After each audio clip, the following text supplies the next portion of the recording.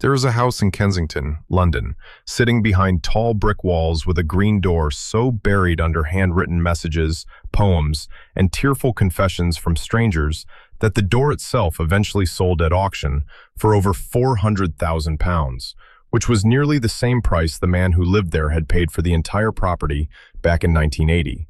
That man never gave a single interview about his illness, never asked the world for sympathy, never let anyone outside his tight inner circle watch him come apart. And on the very last day of his life, he lay inside that house and slipped away at 45 years old, leaving behind a piano, a Japanese garden he had shaped from bare earth with his own instructions, and a silence so complete it has never really stopped echoing. His name was Farooq Bulsara. The world knew him as Freddie Mercury. And the story of how a boy born on a small island off the East African coast became the most magnetic performer rock music has ever seen is not simply a story about vocal range or stage presence. It runs deeper than that, through reinvention and excess and love and a betrayal that cut him open, and a final act of defiance that stunned a generation.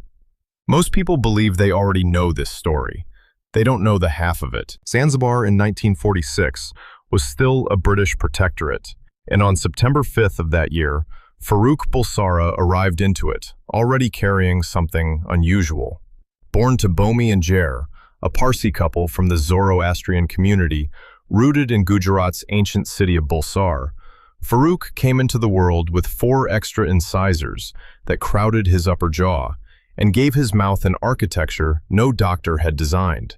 Bomi worked as a cashier for the British Colonial Office, a steady and quiet position, and the family life around him was ordered and modest. None of that applied to the child.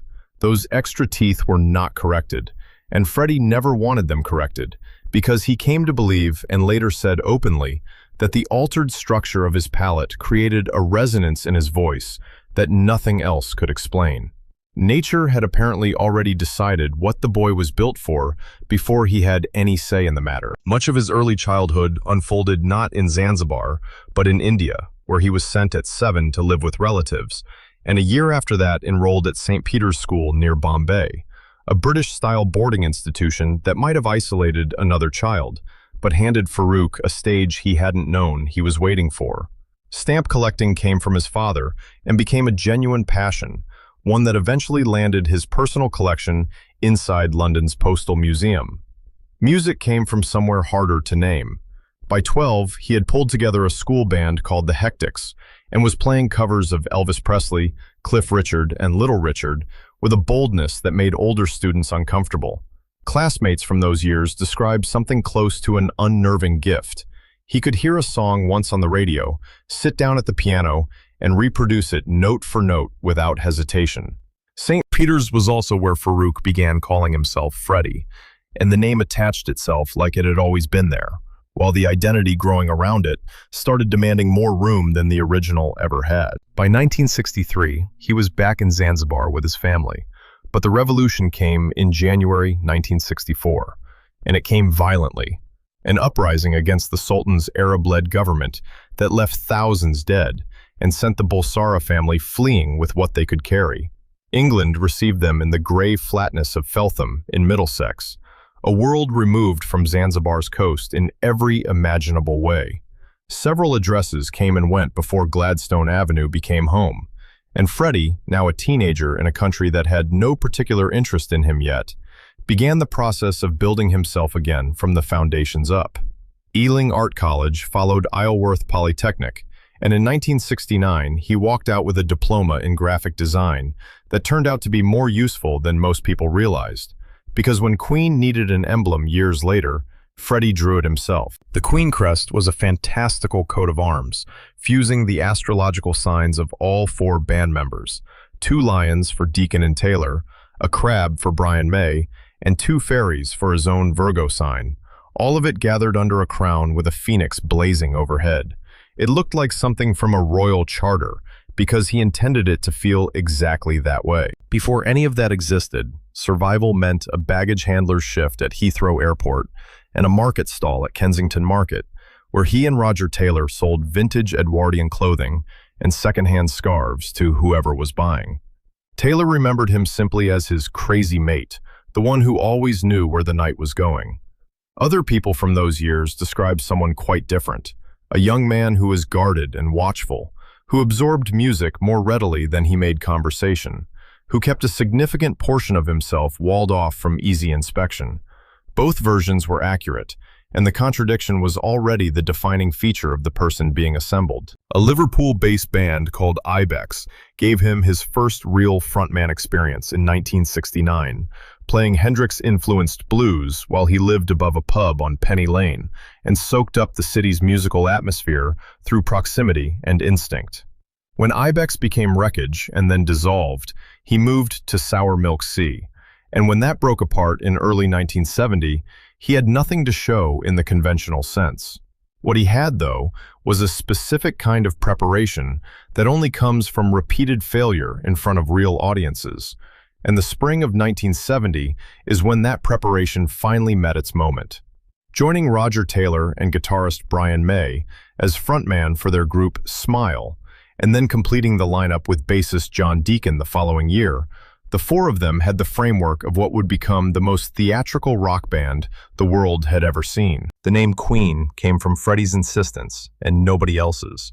Regal and commanding, and yes, carrying camp connotations he was not only aware of, but actively amused by. Around this same period, Farouk Bulsara ceased to exist on paper, and Freddie Mercury became the only legal identity that remained. What followed over the next 2 decades stands alone in the history of popular music. Researchers who later analyzed recordings of his voice found that he moved between registers with a looseness and control most classically trained opera singers never achieve, and his vibrato operated at a speed and flexibility that sat outside normal parameters for both rock and classical performance. The songwriting matched the voice in its refusal to repeat itself. Bohemian Rhapsody, released in 1975, ran almost 6 minutes, contained a full operatic passage in the middle, carried no conventional chorus structure, and looked on paper like a commercial catastrophe. Radio programmers said it would never work. 9 weeks at #1 suggested otherwise. Somebody to Love, Killer Queen, We Are the Champions, Don't Stop Me Now.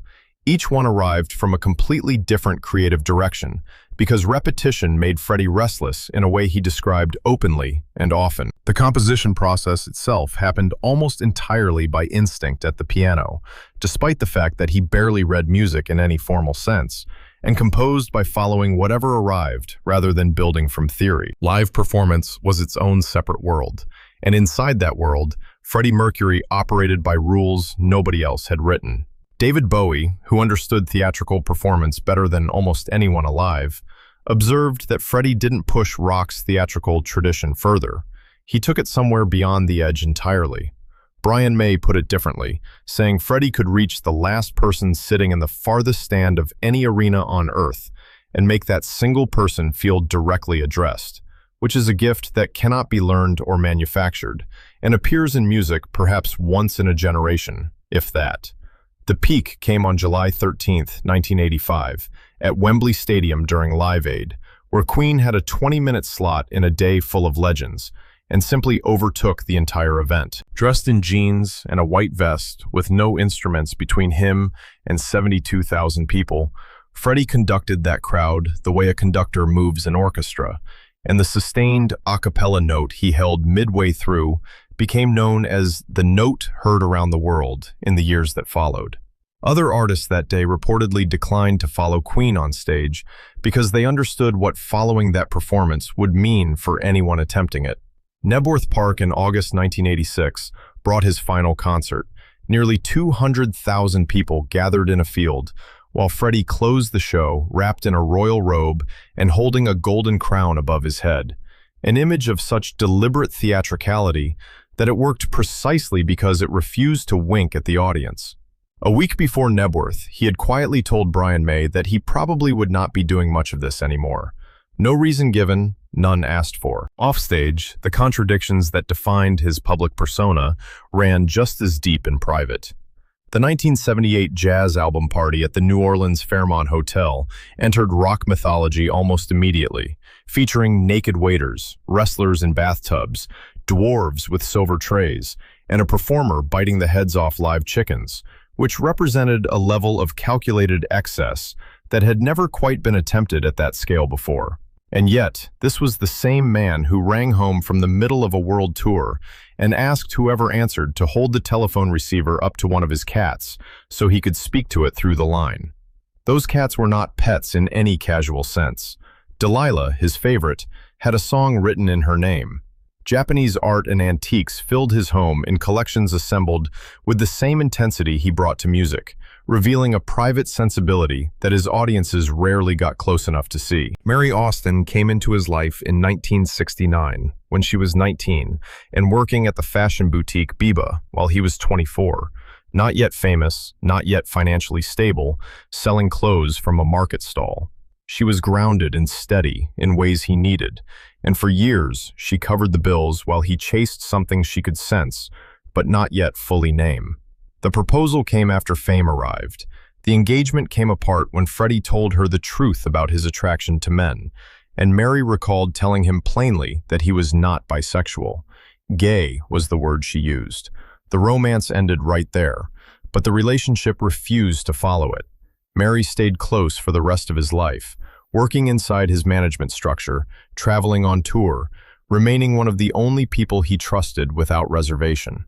Garden Lodge and half his fortune went to her when he died, along with custody of his ashes, a confidence she has never broken. Winnie Kirchberger, a German restaurateur from his Munich years, gave him a wedding band he wore with open pride. And Jim Hutton, the Irish hairdresser he met in a nightclub in 1985, became the man Freddie called his husband outright. Matching gold bands, a private life built together at Garden Lodge, and Jim staying beside him through every difficult day of the decline that came afterward. That relationship was theirs alone, as Jim later put it, and he meant it. Paul Prenter arrived in 1975 and stepped into the role of personal manager 2 years later, and for the first several years, the arrangement functioned adequately enough. That changed when Queen released Hot Space in 1982, an album that turned sharply into funk and disco territory and fell short of expectations, with Brian May and Roger Taylor placing the blame squarely on Prenter's influence over Freddie's creative direction. The tensions that album opened inside the band never completely closed. When the relationship with Prenter finally ended, he sold a damaging story to The Sun in 1987 that publicly outed Freddie and exposed his relationship with Jim Hutton, which shocked everyone who had been close to either of them. Prenter's brother later explained that Paul had been battling HIV himself at the time, had felt discarded after years of service, and turned to the tabloids because treatment cost money he didn't have. None of that context reduced the damage done. Freddie's circle contracted sharply after that. His trust extended to fewer people, and whatever privacy remained got protected with a seriousness that bordered on obsession. The people closest to him in the late 1980s already understood what was happening, even without the word being spoken. Queen's members could see their bandmate was unwell, and Brian May reflected later that there existed an unspoken agreement not to push for information Freddie wasn't offering. He had said he couldn't tour, and that was the extent of what he was prepared to share. Recording continued because music was the one force that moved through him without resistance, even as everything else grew harder. At a dinner in Montreux in 1989, he finally told his inner circle plainly, and the confirmation landed hard on people who had already half-guessed the answer. What Freddie feared most, May recalled, was that public knowledge would transform his remaining time into a performance of illness and sympathy that he had no interest in staging. He wanted to be a musician until the music stopped, and that was the complete extent of his ambition at that point. November 23, 1991, brought the statement his publicist released to the world, written by Freddie from his deathbed, confirming that he had tested HIV positive and was living with AIDS. He explained that privacy had been his reason for waiting, that protecting the people around him had mattered more than satisfying public curiosity, and he asked his fans to join him and the broader world in fighting the disease. 24 hours after that statement reached the press, Freddie Mercury was gone, taken by bronchial pneumonia brought on by AIDS complications at 45 years old.